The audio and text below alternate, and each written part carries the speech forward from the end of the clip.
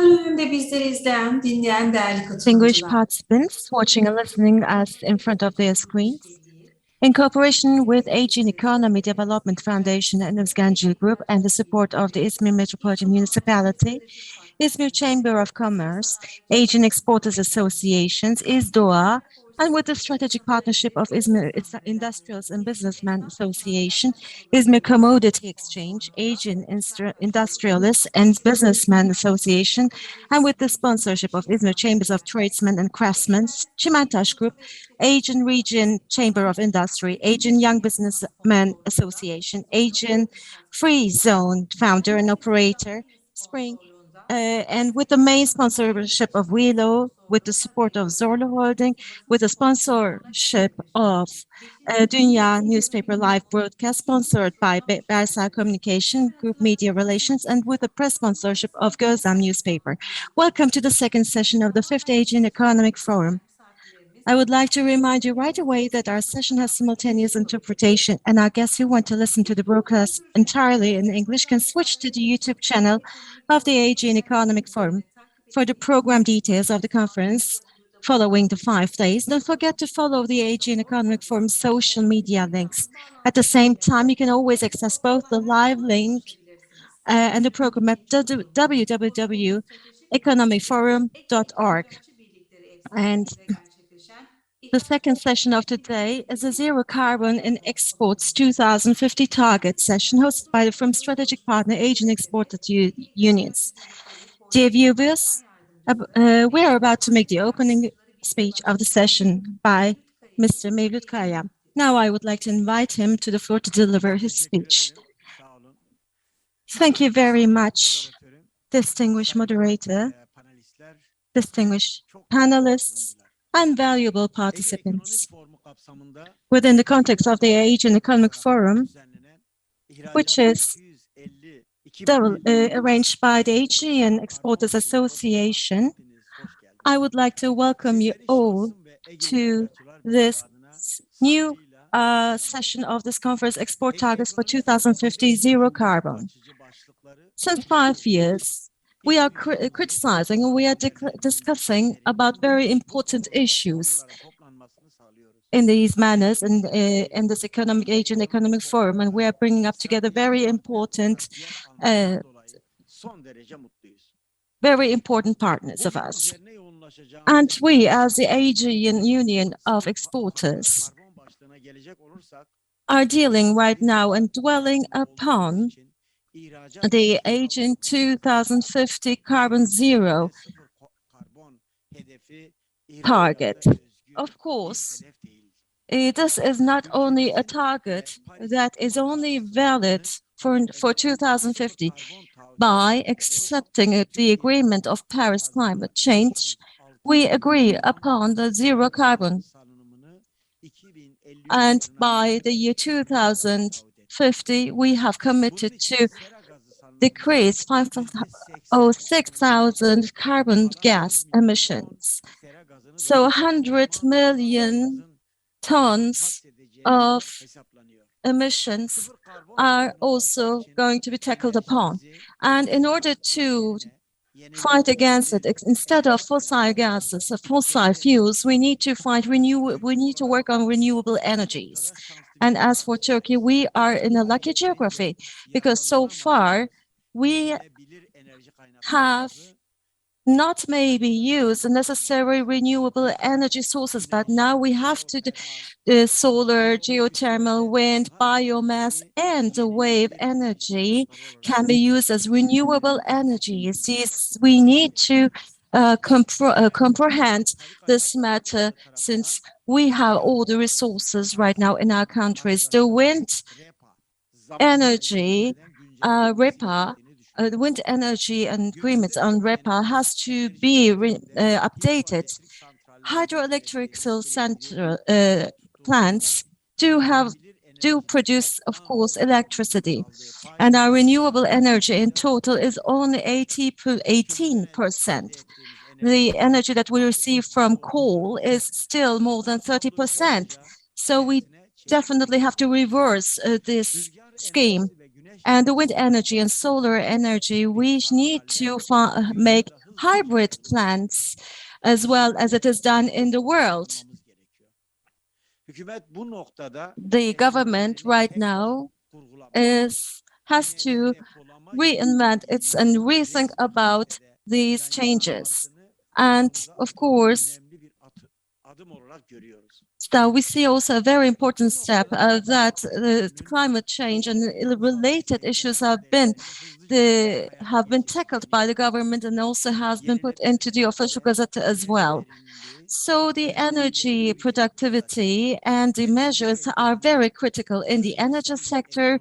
A circular economy is necessary in order to make the prevention so that we can actually take 50% of the carbon emission energies under control.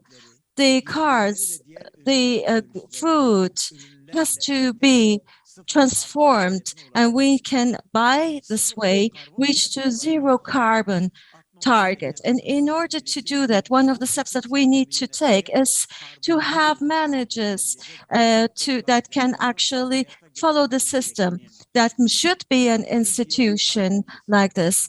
And Turkey is an agricultural country. There are 105,000 square meters of area for agricultural production. Of course, climate change is immensely affecting us. The water sources of Turkey, 73% of these water resources are used in agriculture. And that is the reason why modern new technology irrigation systems have to be established.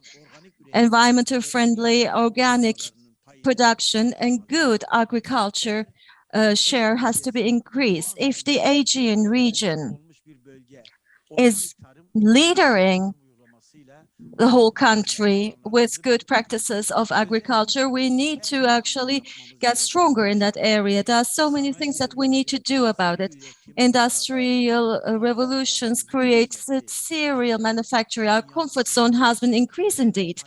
But on the other hand, unfortunately, it also has eaten up the country and also the world. So since it's not sustainable, we need to learn not to give more harm to our world. All experts and in their own fields are right now here in this conference, and they are going to decipher everything that is dealing with environmental changes. And I am also making some studies in mining, and I would like to give you information about mining. Mining, indeed, for 12,500 years has been very important. Our life is mining, is our motto as the association of mining. So we have made also a meeting called Sustainable Mining. 15 NGOs and professionals of mining have involved in the workshop, and we have talked about sustainable mining, and legal arrangements have been organized within this context. This workshop is actually a milestone, and as the Association of the Aegean Mining Works, we definitely are going to emphasize sustainable mining. And in order to meet the needs of mining and to be more independent, of course, it is highly necessary we create a sustainable way of mining. And that should be created within a chain. And of course, natural stone mining. We are making a project and actually taking safety in the fields of mining. And we have had the opportunity to receive a grant and from Dokuzeli University. And with the project cooperation, our project is going to continue for 18 months. And the main aim here is to decrease the amount of the accidents in the mining fields and also injuries. So for that, we also are combining not only safety, but also sustainable mining in that field as well. But by the way, we are planning to give rewards to companies who are undertaking any responsibility of sustainability, and we are going to publicate a manifest 2050 target, zero carbon emission by the year of 2050 is the theme of today. And I would like to thank you very much for being here and for listening these important issues with us. And I would like to greet you all with my greatest esteem. Thank you very much once again. Have a good day. We would like to thank Mr. Mevlut for his valuable speech. Now, before we pass to our session, I would like to give you a reminder using this hashtag. At the same time, all your questions and comments on the Dünya newspaper, YouTube, Facebook, LinkedIn, and Twitter channels you're watching, and the Aegean Economic Forum YouTube channel will meet with our valuable speakers and moderators. We welcome your questions and comments. And now we are going to pass on to a member of the Global Compact Management Council and also the Executive Board member of Forum Istanbul. I would like to invite Alper Kalaycı from the NCR company, the Energy Industrial Delegation. I also would like to invite Ms. Riza Wildgruber from the ICAP. I also would like to thank Professor Dr. Alp Erinçerdan from the Kadir Has University. The floor is yours. Thank you very much and enjoy the session. Well, thank you very much. The Aegean Economic Forum, and we started 5 years ago. In the first meeting, we came up together, and we hope that it would continue for a long period of time. And I'm really happy that it is a long-term of a forum. And Ali Susam, Özgencil, particularly Mr. Şeref Özgencil, I would like to thank you very much for all of your efforts that you have paid. And by the way, I also would like to thank the Association of the Aegean Exporters, who helped and who could come up to our issue. Of course, there's a great amount of a global threat right now against us, and there's an awareness on the other hand as well. In the past, for instance, the COP15 was made on many countries have come up together. We regard this as a very important systemic risk against the globe. Now, this has become a very important, vital issue, and there are so many questions to our 40% of our total export has been made with the European Union, and they are going to make a carbon arrangement in the borders. This is a new arrangement. It can be a threat for us, but on the other hand, an opportunity indeed. Again, this is also one of the questions that the business world is thinking about. Within the context, there are so many things to do.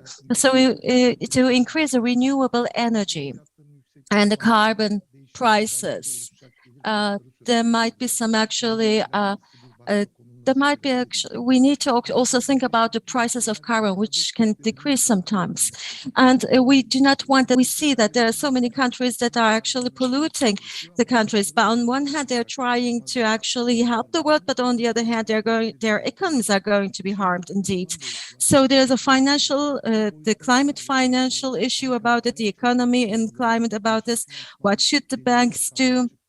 There's a green financing, how to use a green financing analysis on each sector. There are hundreds and thousands of questions that pop up in our minds. Of course, we cannot talk about all of them, but I would like to actually share these types of opinions for the floor to Mr. Bartosz. And as far as I can see, the group, the European Union is very strong in actually responding to the Green Deal. And the Green Deal is actually one of the most important samples for the globe. It is actually a response to climate change. So about the relation of the Turkish and European Union relations. Thank you very much, sir. Okay, good afternoon. Thank you very much. I would like to thank mainly the organizers, especially the Aegean Exporters Union, for inviting me to this very timely discussion about the impact of the global climate action on the economic perspective on this very, very important topic. But let me first start with a few general remarks to put our European policies and action in the overall global context. Shifts in political, economic, technological, environmental, social spheres, and they are really happening at the dramatic pace today. The global context today is characterized by growing political and economic tensions, by increasing uncertainty, unpredictability, the crisis of multilateral governance, which is replaced by growing unilateralism. In order to be successfully addressed and counteracted, require urgent and coordinated international action. In fact, at the center of all those disruptions are trade and economic relations, which are negatively, of course, affected by all of them. And we can really see it very clearly from the unprecedented slowdown in the global trade flows that can be observed. Yes, we will all agree about it. But we shouldn't just complain how difficult it has all become. But in fact, we should find a way to turn the challenge into an opportunity to build a new model for our society and for our economy. And in fact, the European Union has been among the first European Green Deal as the new European Union growth strategy, which aims at resetting the EU economic policy to change it completely in order to better respond to the 21st century challenge. Resource efficient and resilient economy by 2050, with the ambitions of reducing the greenhouse gas emissions by at least 55% by 2030 and ensuring the protection, conservation and enhancement of our natural capital. But the European Green Deal is also a driving force behind the European Union competitiveness. And this, in turn, will have a very strong impact on the trade patterns globally. The European Green Deal covers and streamlines a wide range of policies. There is environment, there is climate, of course, very holistic, very general approach. We can have the potential to positively change the outdated practices in production and provision of goods and services. And the current practices we know that cannot any longer be sustained. They are not sustainable. Of course, I don't have the time to discuss all of those sectors, all of those currently the biggest trading bloc in the world. We exchange the largest volume of manufactured goods and services. We are the #1 trading partner for 74 individual. So with such very strong trade links with the rest of the world, the European Union has a considerable leverage on third countries. And this way, it can ensure that already using our modern trade agreements to promote climate-friendly policies and sustainable public procurement, and to remove barriers to trade and investment in the renewable energy. But we are making further steps, and most importantly, the supporting green transition and promoting responsible and sustainable value chains has been chosen in February 2021. This new trade policy strategy is based on an overarching concept of the open strategic autonomy. What exactly does it mean? Well, it means this is the open. We are still convinced that free trade and unrestricted exchange between nations are the best. So, according to this new trade policy, the actions to promote and enforce the Green Deal principles will be undertaken at 3 different levels. The first of all, and whenever possible, we will act at the multilateral level. So at the level of international organizations, in particular the WTO, the World Trade Organization. Through this platform, we will promote several objectives, such as improving transparency, disciplining fossil fuel subsidies, making aid for trade greener or dependent on environmental and climate commitments. Then, as the second level, we will also act at the bilateral level in our relations with individual trade partners. We will negotiate more ambitious trade and sustainable development chapters in our new free trade agreements.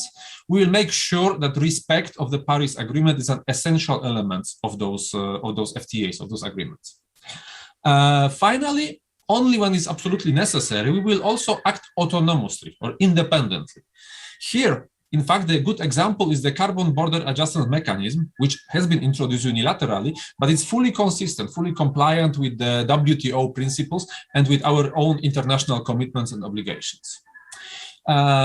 I know that this mechanism is the most vividly discussed element of the entire legislative package of mechanism. Therefore, I'm not going to enter into details of this, even if it's a very, very important topic. Let me just say that this mechanism aims at to ensure that ambitious climate action in Europe does not lead to the so-called carbon leakage. And this carbon leakage happens when companies transfer production to places where decarbonization requirements are less strict than in the European Union, or when the European Union products are replaced on the market by more carbon-intensive imports from the third countries.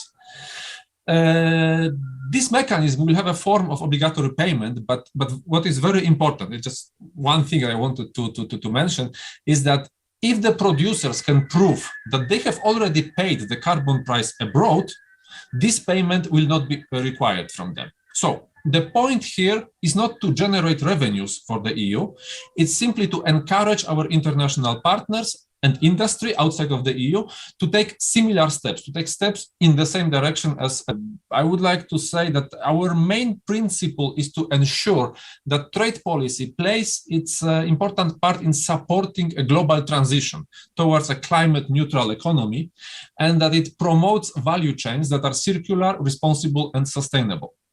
This includes promoting responsible business conduct and respect of environmental, human rights, and labor standards. But of course, we remain convinced that the green transition will be best achieved only through the global cooperation and engagement with the others, with our partners. And that's why, of course, we are open to the discussion and exchange of views and exchange of experiences with our partners, in particular with our Turkish counterparts.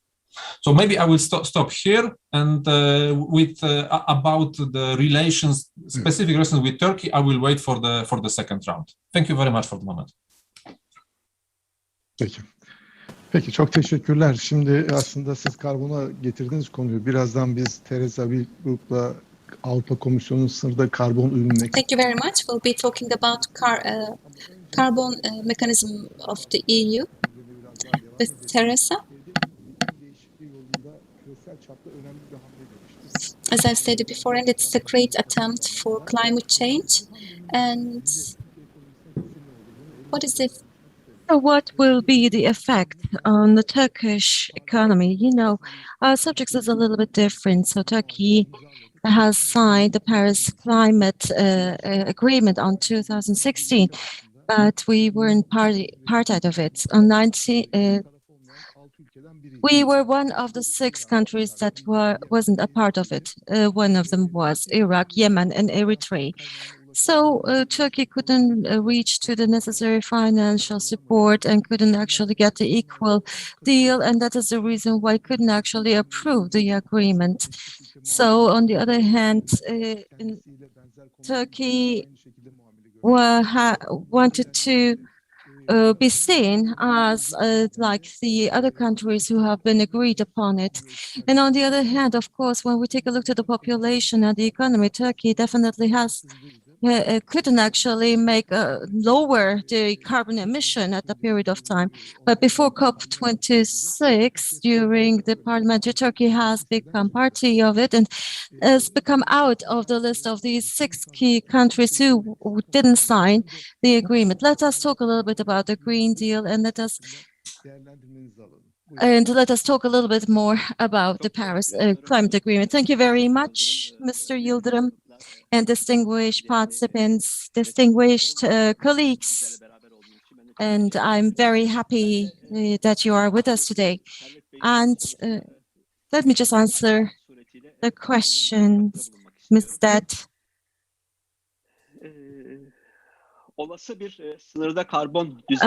Mr. Savid asked me, so how would the carbon mechanism affect Turkey? But first and foremost, let me just talk a little bit of a data of Turkey. Now, in Turkey, the total carbon dioxide greenhouse gas emissions, its share is at about 1.1%, as Mr. President has also declared, 506 million tons. And Turkey didn't make a great contribution to the climate crisis. And that is why the global emission fairness, Turkey was looking for a privileged structure, a condition. However, from our side, there is also another data which is negative for Turkey. The carbon dioxide emission per person and the tons of carbon dioxide per capita has reached to the world average. But with this average, Turkey is right now ranking at the first of the list. So the carbon emission has increased by twofolds, and that speed indeed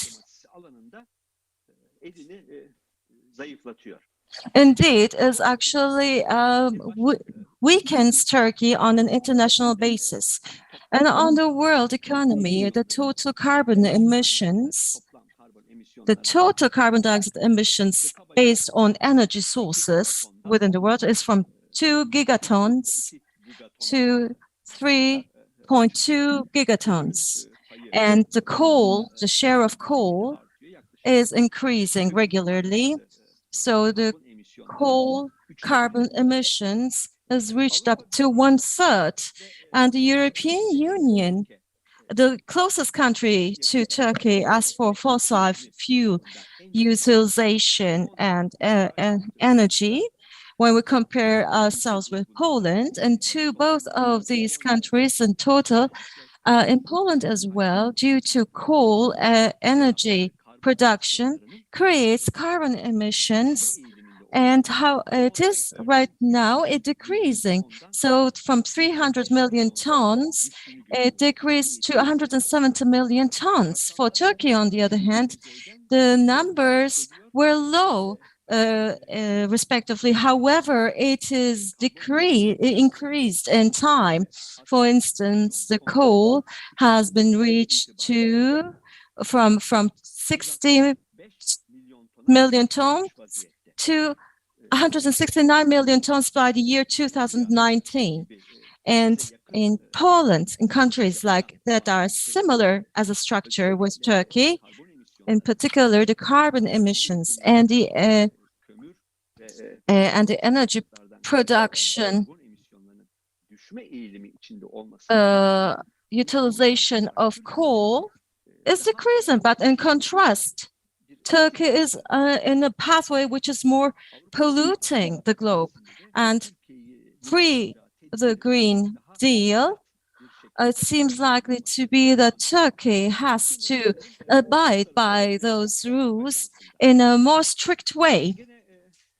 And again, according to the OECD data, in the energy sector, in the generic sector, based on euro, in each euro of value-added energy, how much carbon dioxide is it equal to? When we check it out, on 2017, it is 16.5 kilogram per euro, and on 2018, 18 kilograms. In Poland, it was 13 and 12.6.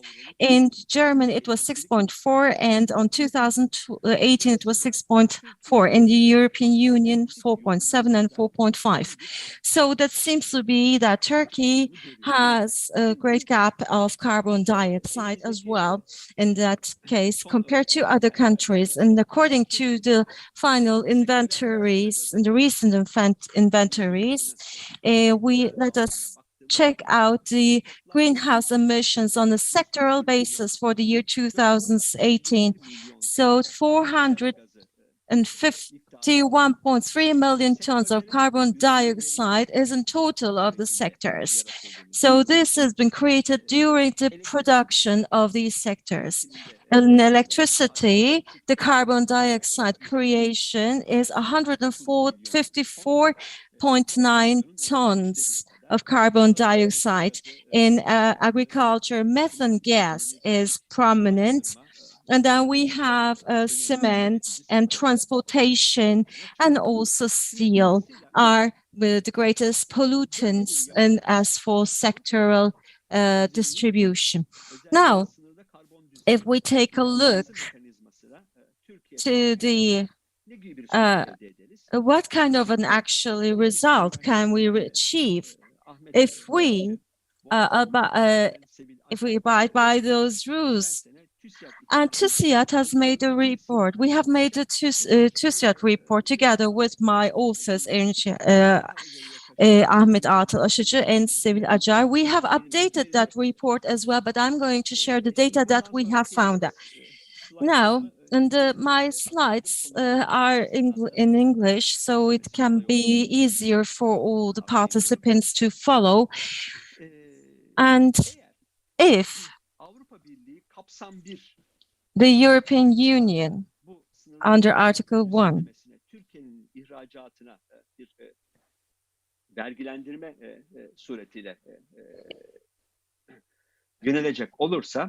creates a taxation for Turkey's exports, then the Turkey's exports, the scope 1 total and 15.8 tons of carbon dioxide is exported. So this is for the scope 1 total. If we talk about the scope 2 in total, if we add it up, then it is going to be 14.7 million tons from the scope 2. And the European Union, after 2026, under the scope 1, are going to pass on to the carbon taxation and the borders. And these 5 sectors like cement, fertilizer sectors, electricity, transportation, aluminium, for instance, are actually having 4.5 million euros of the total exportation to European Union. So that is the employment is 2 million people. And if this export that we do to the European Union creates 2 million people to the employment. There are the population that is working in Turkey is 28 million people. So these 2 million people are working in the industry. It is actually half of the industry and 10% of the total employment. Not only is the as a taxation of exportation going to be under threat, but also employment as well. So depending on the carbon price, if the arrangement on the borders is going to be made with Turkey, then a 30 euro of carbon price per tons or a 50 euro per ton, a pricing of 50 euro per tons,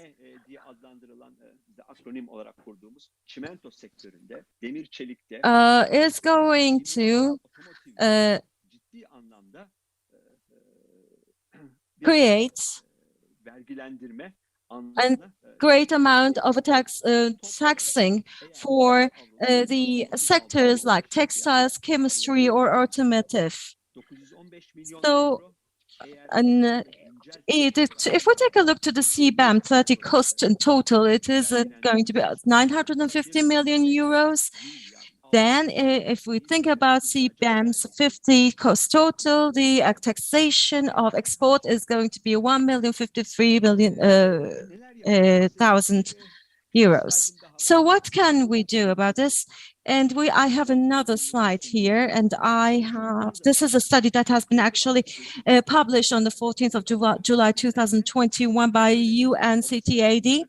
So these are actually the cost of such an taxation. So taking a look here as a proportion In the paper products, it's 1.1. In aluminium, it's 1.2. On steel and ferrous metals, it's 2.9. So this was actually the costs. And all of this, depending on the prices of carbons, according to a reference package, all the exportation that we do to the European Union and its share that we had at about 45%, and by the year 2030, the amount with an optimistic point of view is going to decrease down to 37% if the carbon prices is going to be 100 euros, that will even decrease down to 20%. So this is going to be a great amount of a loss. So as for the losses of GDP, on 2018 prices, there will be a loss of 5 or 7 out of 1,000%. So I would like to close my words right now, but on the second round, of course, I'm going to continue talking about this matter. So we have been talking about general issues, but we have started talking about the taxation and the borders. So it is changing the play, the game. And on the international action plan, I am also a party of this group. So why do we need such a mechanism right now? We've been talking about Turkey right now, but what type of threats and what type of opportunities are ahead in the future? So why do we need such an advice?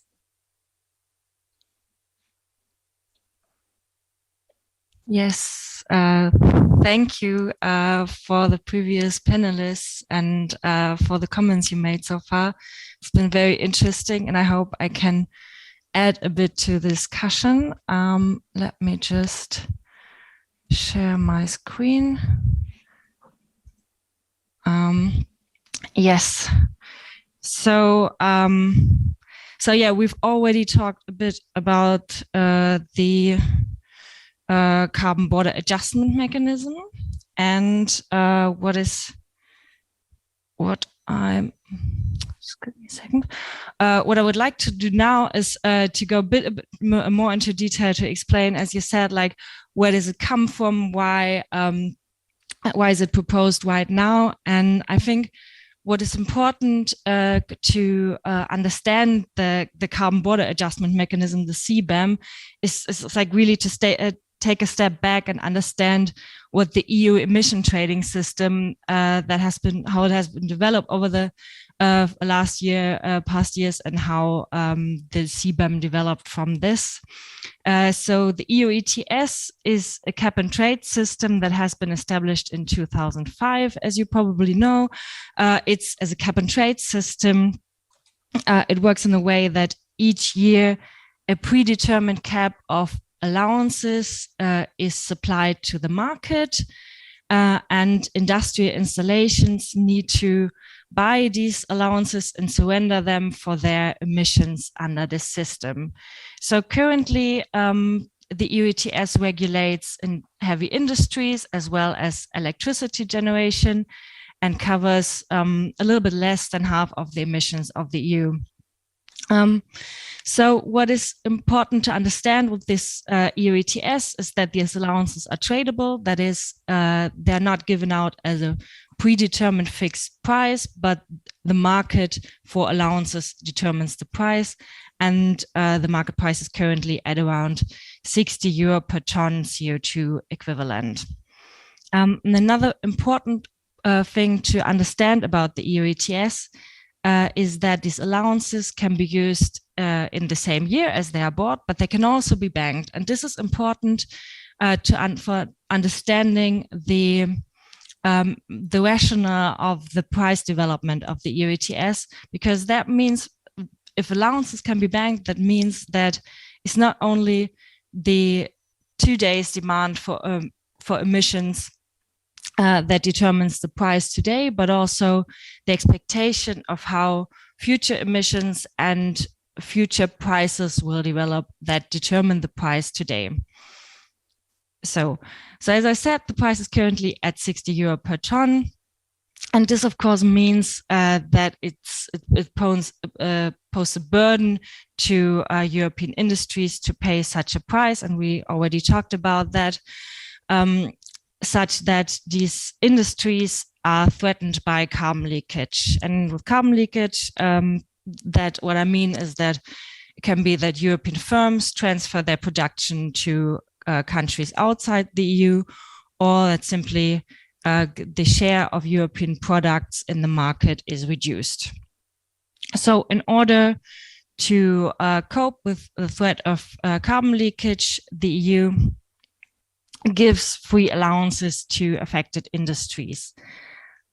So we've already heard within the Fit for 55 package, the EU has now increased its ambition for the climate target to 55% in 2030. And what does it mean for the EU ETS? Well, the cap will have to be reduced even stronger as it has been in the past. And this ultimately means that free allowances need to be reduced as well, because otherwise there won't be allowances to distribute. So the current proposal says that free allocation of allowances should phase out for the first sectors until 2035. So this is a gradual process. And of course, the affected industries will still be at risk of carbon leakage. And this is where the proposal for a CBAM comes in.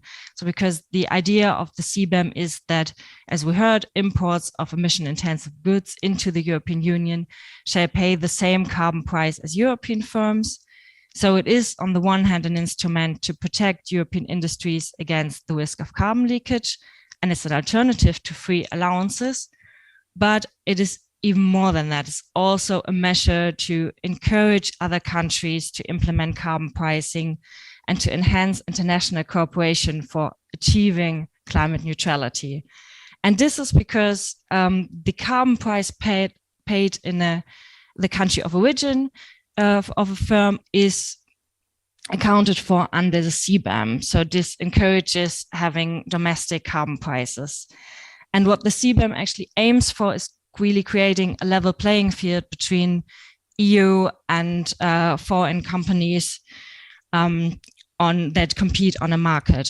And well, maybe like responding a bit to the fear of the costs induced by a CBAM, having this level playing field means that there's the potential that carbon costs could also be passed on to consumers, because all competitors in the market pay the same carbon price.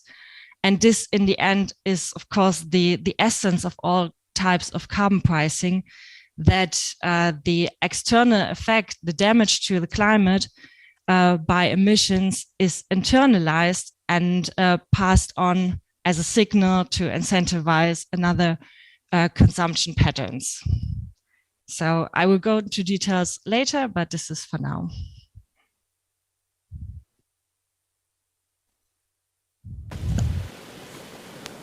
Peki, çok teşekkürler. Well, thank you very much. And in this session, last but not least, I'd like to listen to you, Alper Bey. So what is going to happen towards 2022? Because Teresa has already mentioned, on one side, these issues are being discussed in COP26 in Glasgow. Certain things they said that are successful and are not successful. And Greta Thunberg, the climate activist, said that there is this, a total failure. She said that COP26 is a total failure, and it's very similar to Copenhagen, according to some people, because we had huge expectations from Copenhagen, but expectations were not met, and there was no agreement which could be replacing Kyoto Agreement. So they said that it's also very similar to Copenhagen Agreement, but I'm not that pessimistic. We have great achievement as well. For instance, deforestation could be eliminated and it could be reversed, and certain very strong commitments have been received, and also methane release, which is one of the most dangerous of greenhouses, will be also decreased by 30% towards 2025, and also coal-based energy production will be phased out, and and also organizations which are maybe managing trillions of dollars have agreed upon investing on clean energy. So what can you say for Turkey? Because Turkey is importing energy. Turkey is having some problems about fossil energy. We are an import country for fossil fuel. So what can you say for us? I'd like to thank you very much. As the head of the Energy Businessmen and Industrialists Association, I'd like to extend my salutation. Alp actually has given us a great speech, and I want to give you this example. 560 tons of greenhouse emission, its share in energy in total is 72%. So a part of it is used by transportation and heating, and the majority of it, as you have mentioned, is related to electrical energy. So we are talking about a huge share of it. And maybe this is the problem.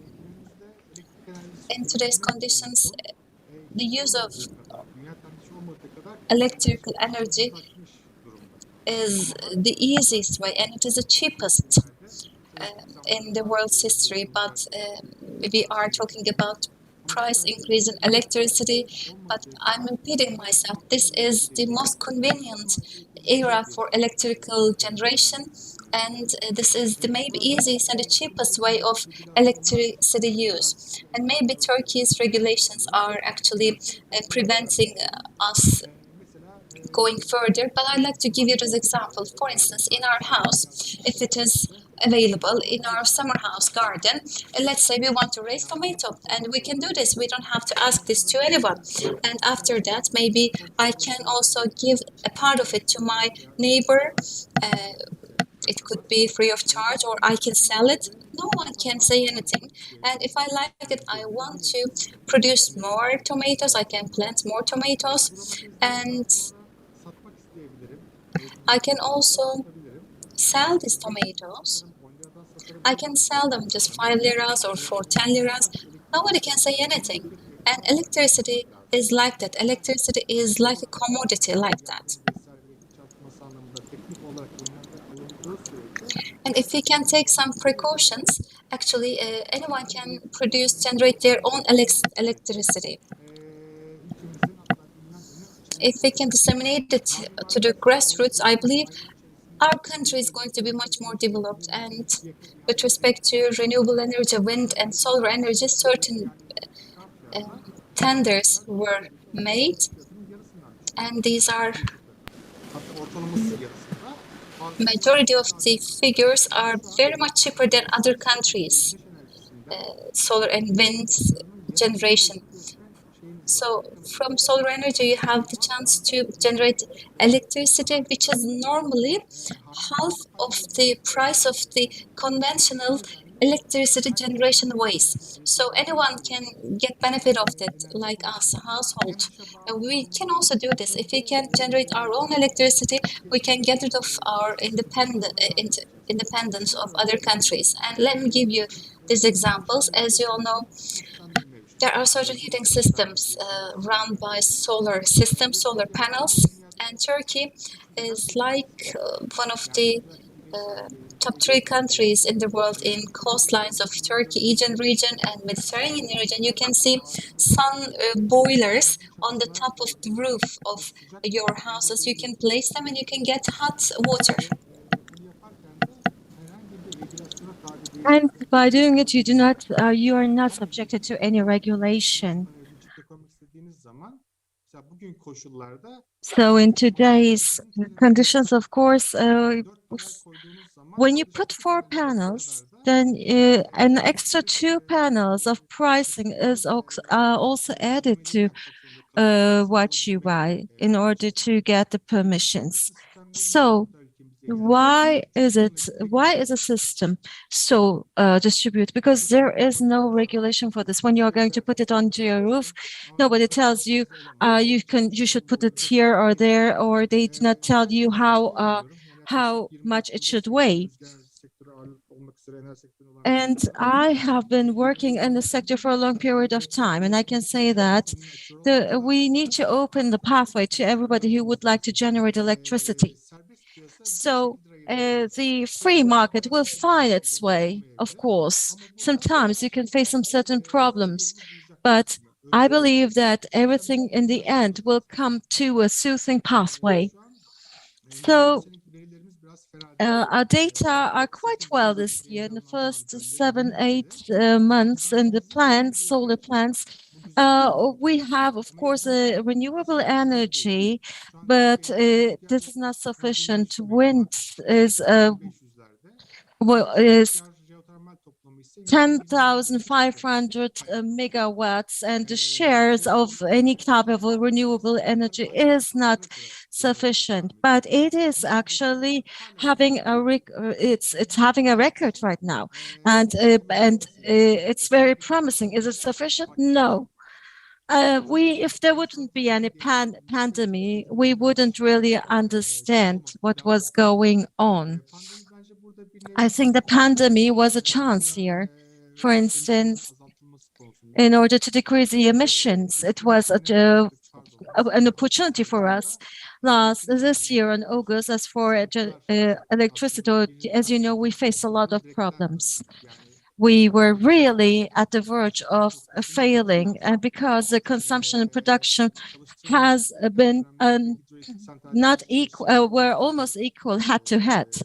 But of course, we have overcome it somehow.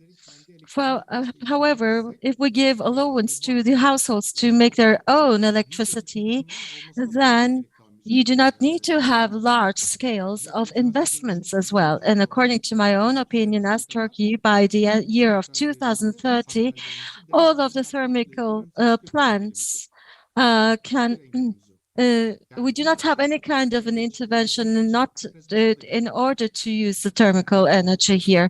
For that, you shouldn't actually give incentives to the energy producer. The only thing that the electrical person wants to do is to sell the electricity at a good price. But we also have another issue here. In the electricity market in Turkey, I cannot say that it's very free. As you know, about from prices, we have some certain regulations. But what we have to do as Turkey is that we need to make the market free. And as I told you, we will find a way to smooth it out so that everybody can sell at the amount they wish, at the price they wish. So then we can actually reach to our aim to decrease the carbon emissions to lower down by 72%, for instance. And now, when we all start doing it in our own households, then you will see a lowering in the emissions immediately.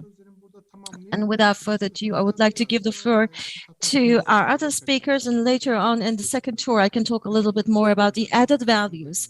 Yes, okay, thank you very much. And we can go give the floor to Mr. Pratiwara. And we were talking about the Green Deal right now. And we were talking about the impacts. And let us talk a little bit more on the international relations impact. We want to check a little bit about the European Union and the Turkish relations. And we know that there is a customs union, and on the other hand, the European Union is a very important partner for Turkey. And as a result of this taxation on the borders, we can actually have a market share decreased maybe to 37%. What would you like to say? Okay, you can hear me, yes? Yeah. Perfect. So let me start here from quite an obvious but very substantial statement. Turkey and the EU are really very important strategic economic partners, both in terms of bilateral trade and in terms of mutual economic interrelation and interdependence. First, the trade. So Turkey is the 6th largest trade partner of the European Union. At the same time, the European Union is by far the largest trade partner for Turkey and also a major source of foreign direct investment, FDI. In fact, this relation with FDI goes in both directions, as we have also seen the growing presence of the Turkish investment in Europe over the last decade. As you said, the European Union and Turkey are connected by the customs union, a really unique arrangement, which covers, in fact, not only the disappearance or the cancellation of the trade barriers at the border, but also the gradual alignment of technical and market legislation between the two sides. So thanks to this unique, rare, and very beneficial arrangement, the trade between the EU and Turkey has increased more than 4 times over the 25 years of the existence of the customs union. Last year, the overall annual trade volume exceeded for the 4th consecutive year 100 billion euros. As of August 2021, so more or less middle of this year, the trade in both directions amounted to 50 billion euros on both sides, so in total 100 billion. That indicates further growing and in fact very balanced bilateral trade flows. So it looks like we are heading towards a new record, which is definitely a good news.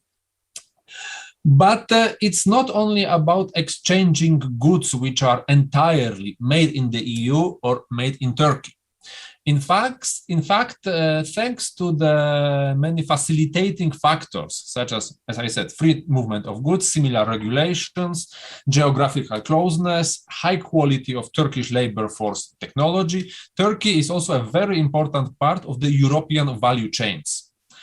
The free movement of goods covered not only the final goods, but also intermediate goods and components, which is very important for the industry of both sides. This feature is particularly visible in a few very well-performing sectors, such as automotive, such as textiles, machinery, chemicals. And some of these value chains are built naturally around the multinational companies which have one leg in Europe and one leg in Turkey. So, in fact, in a way, Turkey is a backyard of the high European competitiveness. Given the global character of the climate change and the sustainability challenges on one hand, and the strong international economic interdependencies on the other hand, it's clear that this green adjustment needs to be also spread all along our global supply chain. It cannot be only related to the European industry. And of course, we would like to do this green adjustment without disrupting the global value chains, those chains ensure sustained demand for our industrial output, and at the same time, we want to ensure a level playing field for the companies. So we want to support the business case for a greener digital industry. The Green Deal is not only about costs, but it is cost, of course, it will cost, but above all, it's also about the new opportunities, as I said already before. Delivering on the Green Deal will accelerate transformation of various industrial ecosystems and offer the new opportunities for the companies are the adventurous ones. In such synergic environment, the efforts of the European companies to adjust their business model will also open the door for the Turkish subsidiaries and partners to become even more closely integrated within those value chains and to improve their competitiveness, not only inside the customs union, but also internationally, globally.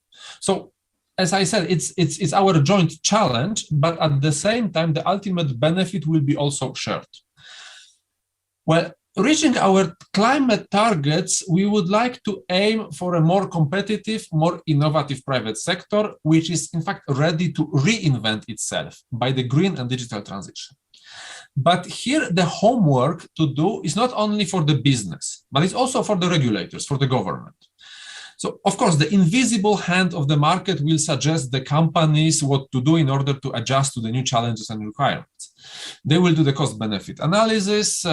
Hopefully, they will conclude that investment in green transition will ensure stronger strategic partnership with the partners and stronger competitiveness.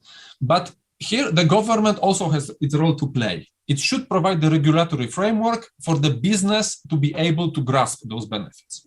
And here, in fact, we are happy to see that the government, the Turkish government, in particular the Ministry of Trade, has started assuming this responsibility. And already in August, it has prepared the first version of the Green Deal Action Plan. And it is even better that the green transition started also appearing regularly in other major policy documents, such as the economic reform package, the medium-term economic program, and most recently last week in the presidential annual program. It is a very positive development, definitely, but really in order to really deliver, to achieve the objectives, all those documents should include more concrete measures, really very specific action, and above all, the clear timeline for their implementation.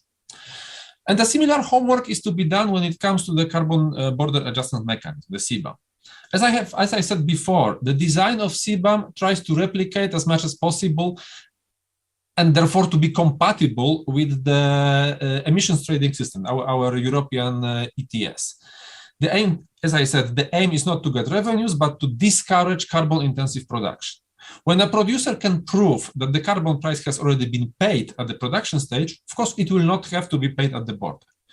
And how to ensure that the correct price has been paid? Well, by introducing also outside of the European Union, also in the partner countries, a system which will calculate and implement in a fair and transparent way the carbon price. So if comparable emission trading systems function everywhere around the world, of course, not only the CBAM becomes redundant, becomes not necessary, but also the revenues will go to the respective national budget and not to the EU budget. So there is clear benefit for all the countries to implement their own trading systems. So here we have another homework for the regulators to gradually phase in the carbon trading system, which will follow the same principles as in the EU, and therefore neutralize the effect of CBAM on Turkish producers.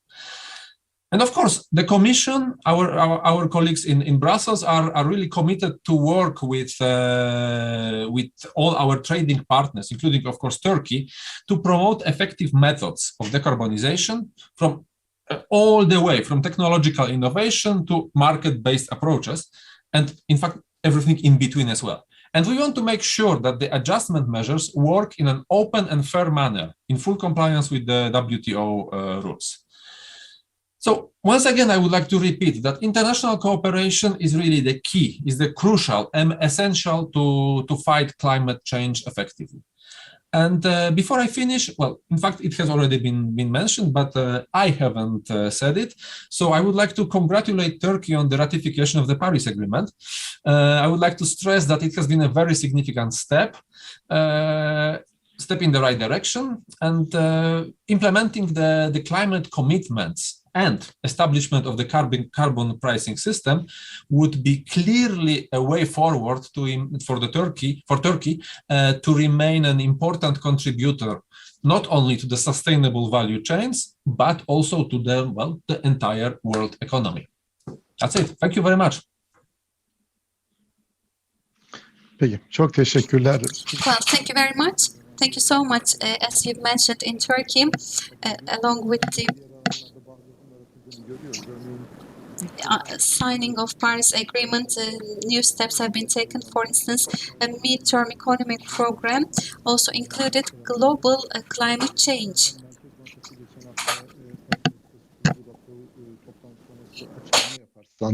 O açıklamaya ilk defa According to that announcement, for the first time, the risk elements of climate change has also been added.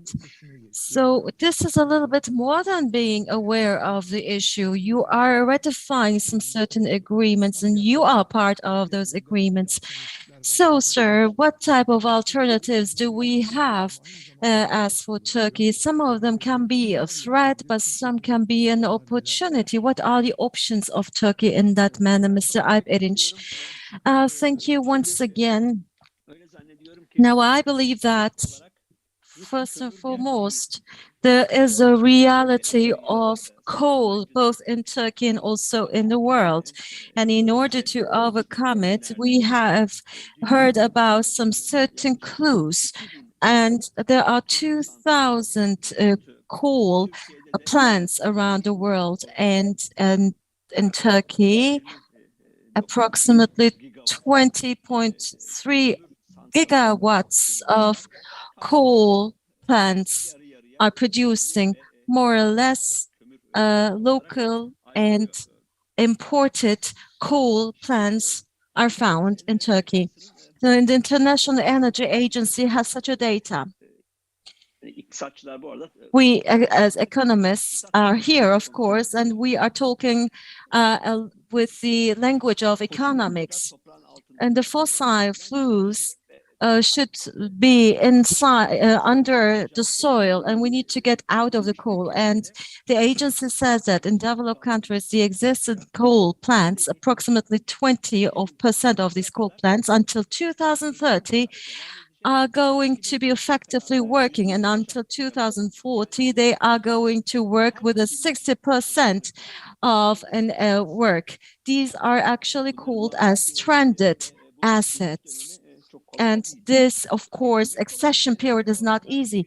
In the developing country, on 2030, it is going to be 85 and 70% by the year 2040. This is actually the programming according to the countries. And while we are talking about these lists, when we are going to make everybody happy, both the sector, the employees, etc., and also the new generation has to gain about this. The world has going to get a benefit of it. So we do not have a list that is making everybody happy. Economics is the art of alternatives, of course. And just after my words, I'm going to share you a design. Now, in one of our studies, there are 4 political instruments. We give to the, of course, subventions to subsidies to the coal sector, and that is this is one of the basic instruments. $1.8 billion of a coal amount of coal incentive is given to the coal plants. If you put all of the fossil fuels added up to it, that amount reaches up to $20 million per year. And in Turkey, according to the studies that we have made so far, together with my friend Semir Acar and the other authors in the Istanbul Policy Center, found out that in the GDP, the coal, that there is approximately 0.1% of an incentive is still been going on to the coal plants. It might not seem large, but taking a look to the sectoral VAT, the added value, it is at about 80% of the sector. So on the other hand, the coal plants, as Mr. Alper has said, has to convert into the renewable energy. So this seems likely to be that such an incentive is still actually kind of creating a barrier in order to access to the renewable energy. Now, IMTS carbon pricing. In the carbon monoxide prices, there should be an active and dynamic pricing system. So in this model that we have discussed upon,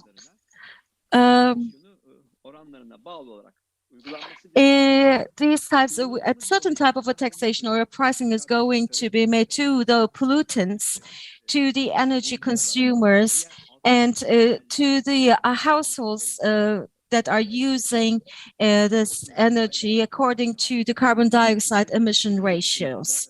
And according to the estimations of our model, the carbon taxation by the year 2030, according to our GTP, will equal to 2%, and by the year 2040, it was going to equal to 2.1%. And on the other hand, there is a kind of a taxation which is called the environmental taxation. Generally, these are the taxes taken from natural gases, etc. And OECD regards this as an environmental tax. But these are indirect taxes that is given to the Ministry of Finance. These are special taxes. But in the end of the day, these are actually taken from the energies. And however, in the end, we have such actually a source that can be converted into the environment. If not, then this carbon pricing or taxation, or as Ms. Bartosz has said, there would be a pricing mechanism can be made. Actually, we have such a source, but this source is not well used by our side. So how can we do it? We can have an investment fund for energy. And from these resources, that funds that we receive from these resources can be used in the eastern part of Ankara. I'm talking up in the eastern side of Ankara, for instance. This fund, like 60%, can be used in the areas which is lesser developed, which can create actually a development strategy that is equal and distributed to the whole country. And on the eastern side of Turkey, this can actually help to fight against poverty. This can be a second target, which will create an equality of income. And in energy productivity, on a regular basis per unit from 0.5 to 1.5, we can actually make an increase about these pricing. So aside from any kind of a policy, a 0.5 autonomous energy productivity can be made. Maybe that amount can be even more increased later on. If all this can happen, in the left-hand side in the graph, you can see the high-income region, and the right-hand side is a low-income region, which is the western side, Istanbul, Kocaeli, Yalova, and Tekirdağ, Hinterland. And on the eastern side, we can call provinces such as Bingöl, Hakkari, Urfa, Ağrı, Kars, Erzincan, Erzurum, hinterland. So here there are two center groups that we can talk about. On 2012, we have, according to the input-output data set, starting up from 2012 to 2040, we can make a projection, and our reference point is coming from high-income regions and low-income regions, where the GDP on a regional basis is 2%, has to have a fixed pricing at 2% to 5%. So these are together with the four main policies that we talked before. And my last slide, in the carbon emission pathway, so there are approximately 506 million tons of carbon emission, this is actually a quite realistic pathway. In Turkey, both in the carbon emissions and also in the right-hand side, the carbon dioxide emissions coming from energy can be decreased in time, and that decrease is actually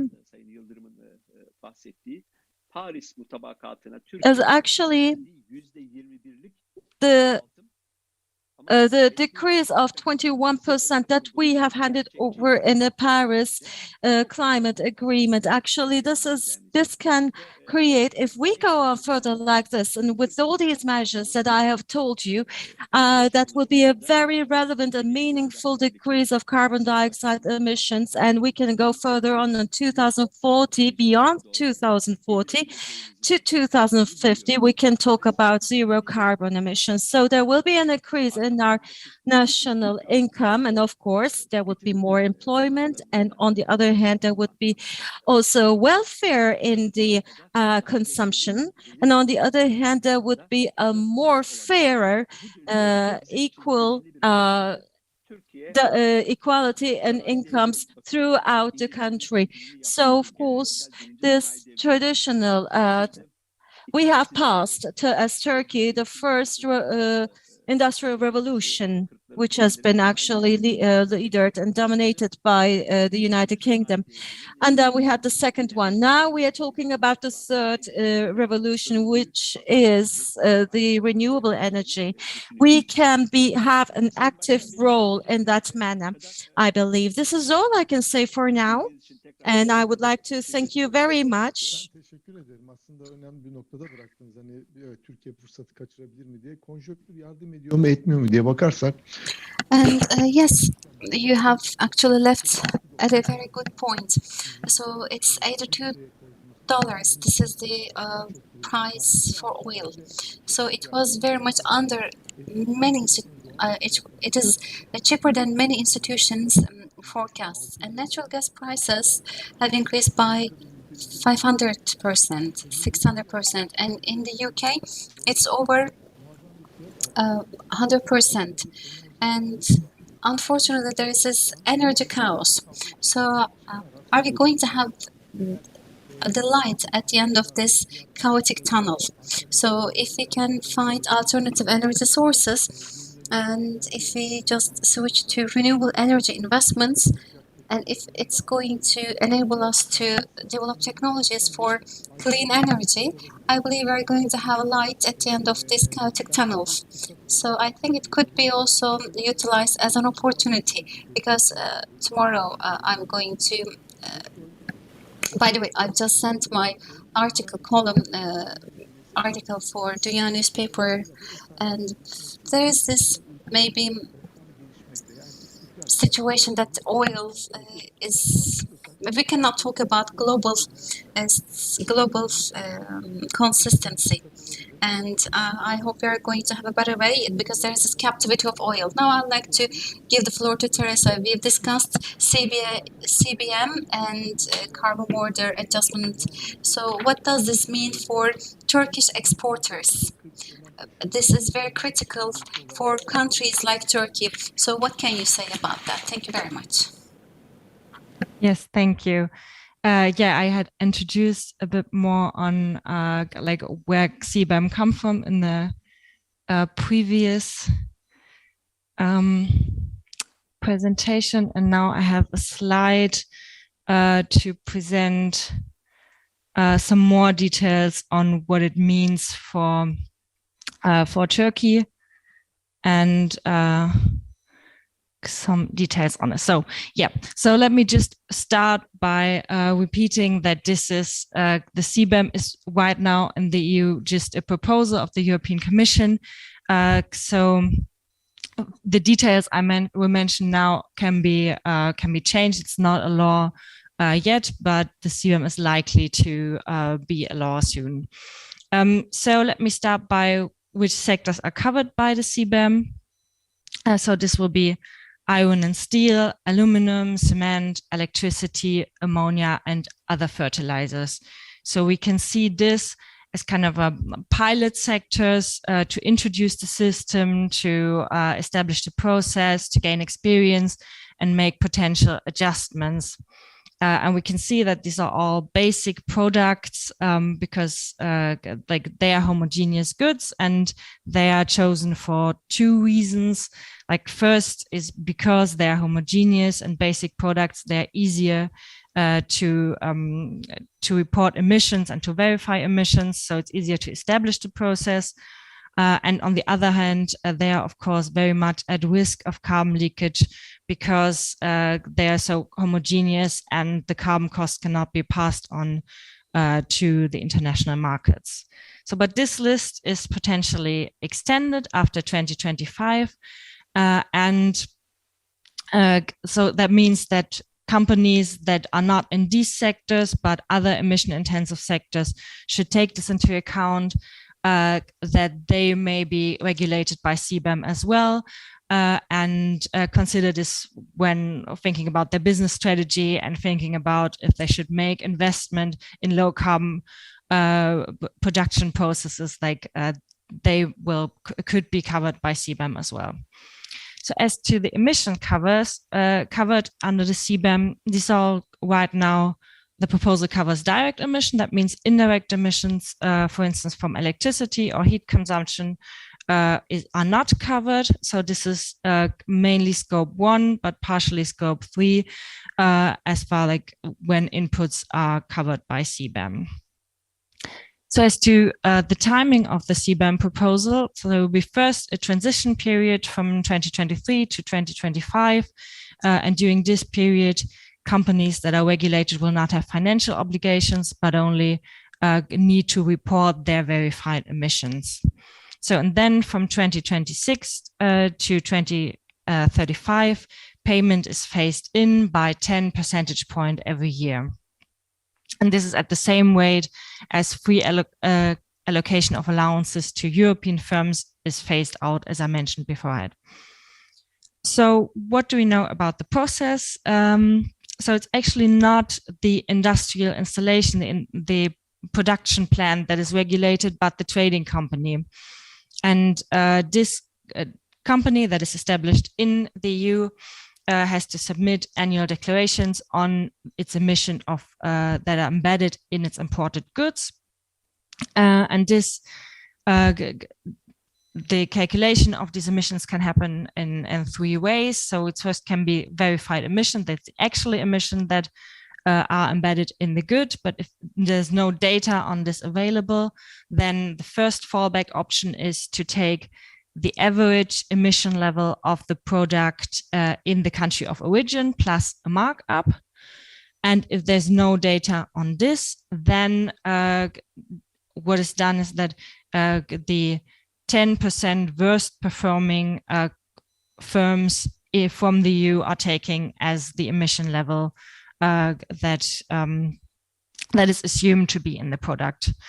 And the trading company then has to surrender certificates for the declared emissions. So coming back to this idea, like what does it mean for the competitiveness of Turkish exporters? So I think, as we've mentioned already, it's really the idea of the CBAM is that it has a neutral effect. So if there are identical firms inside and outside the EU, it should not affect the level of competitiveness. Because on the one hand, as the obligation of CBAM is phased in, free allowances for European competitors are phased out. And the carbon price paid in the country of origin is also accounted for. That means there's no double payment.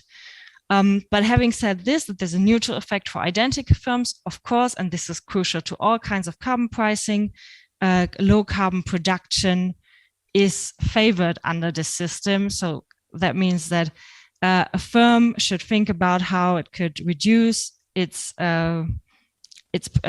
emission level, because that will mean that it will have to pay less costs and will have a competitive advantage over other firms with a higher emission level.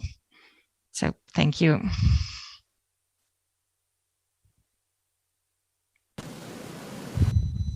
Peki, çok teşekkürler. Böylece sonuna geldik. Well, thank you very much. And actually, we have come to the end of our session. We have just a couple of minutes. We don't have time to answer the questions of the participants. Right now, we are in the Aegean Economic Forum. If we had the chance to conduct this meeting like we used to have in Izmir, we would be in Izmir altogether. So what can you tell us about the innovation and some investment opportunities of Izmir? Thank you very much. And we are at a very lucky place as Izmir because we have wind and solar. Maybe as Turkey, we are a bit lucky because when you look at Turkey's situation, you can see that we have certain regions having the highest consumption, and there is the renewable energy potentials in the same locations. So in coastline, for instance, in Aegean region, Izmir, we have this geothermal and also wind and solar energy production, and also the consumption is very high. So we have to get use of this as an advantage. We have to definitely turn it into advantage. In the past, we were generating electricity in the eastern places of Turkey and transporting it to western coast. So it was maybe an unfortunate situation for traditional means of electricity generation, but right now maybe we are a bit lucky because we are having the 20% of installed capacity of wind energy, and Izmir surrounding cities have more than 40% of installed power capacity, and if we include Marmara region, it goes beyond that level. So we are at the very basis of this hinterland, and I'd like to mention a few words. Teresa, by the way, has already summarized it very well. As you all know, with respect to Paris Agreement, we have this national contribution declaration and 16 megawatts for solar and 16,000 megawatt for wind and 10,000 megawatt for solar energy have been put as a target, most probably for solar in 2025, and for wind we will be reaching our targets in 2026. So actually we will have already hit the targets before 2030. So sectoral wise, we are a bit lucky, but the Green Deal could be a bit challenging for us, not Paris Agreement, because we have an access, we can easily realize these targets, but Green Deal is going to be a bit challenging for us. And specific to Izmir, I can tell you that this kind of generation is something very common, and Izmir could be the base for this kind of generations, especially in 2020, for instance. Unit price per export 1.01. It used to be 1.059. It was a record. But when you make a production about wind energy components, minimum level, we are talking about $8 or $7, and for the solar energy we are talking about again $9, and for inverters that are used in solar energy we are talking about $40-50 per kilograms. So even the simplest component for renewable energy is way beyond of the average of exportation of Turkey. So we can actually turn the situation into a big advantage if we can invite Turkey's own Turkish local investors. I believe we can settle the environment better for foreign investors as well, and I believe Izmir could be also utilized as a hub for industry. And I have this vision, maybe I have this dream, let me say in that way. As you all know, in the northern part of Izmir Gulf, in Ali Ağa region, there is the steel production intense places, and there's also electricity generation, and this is our dream.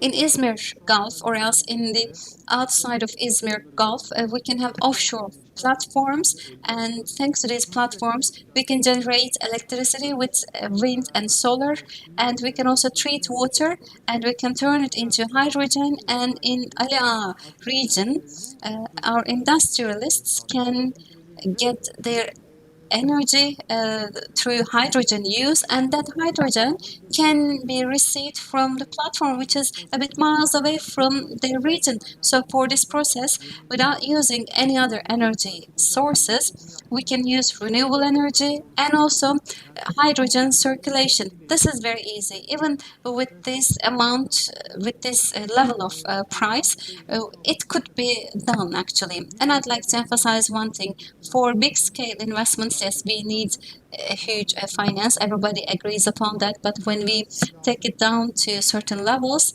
finance is not needed. For instance, around Çeşme region, this is one of the holiday resort regions of Izmir.